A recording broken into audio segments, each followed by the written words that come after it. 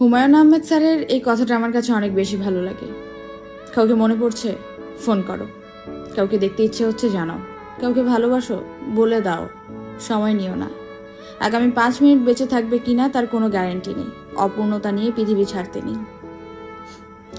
কিন্তু স্যার হয়তো জানেন না, কিছু কিছু মানুষ তার ব্যবহার, তার কার্যকলাপের মধ্য দিয়ে এমন একটা গণ্ডি তৈরি করে ফেলেছে, তাদেরকে ফোন দিতে আর ইচ্ছে করে না।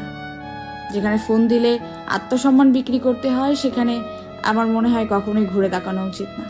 স্যার হয়তো জানেন না, কিছু কিছু মানুষ আমাদের ফোন কলে বিরক্ত, কিংবা কিছু কিছু মানুষ এমন কিছু ঘটিয়ে ফেলেছে লাইফে, তাদের ফোন কলে আজ আমরা বিরক্ত। স্যার হয়তো জানেন না, কিছু মানুষকে আজকাল মনে পড়ে এটা করতে, আমরা যেন তাদেরকে তাড়াতাড়ি ভুলে যাই, যত তাড়াতাড়ি সম্ভব। তাহলেই হয়তো জীবনে ভালো থাকা যাবে। স্যার হয়তো জানেন না, বা কখনো বুঝতে পারেননি, হয়তোবা তিনিও অপূর্ণতা নিয়েই জীবন ত্যাগ করেছেন। প্রতিটা মানুষকে আসলে অপূর্ণতা নিয়েই জীবন ত্যাগ করতে হয়।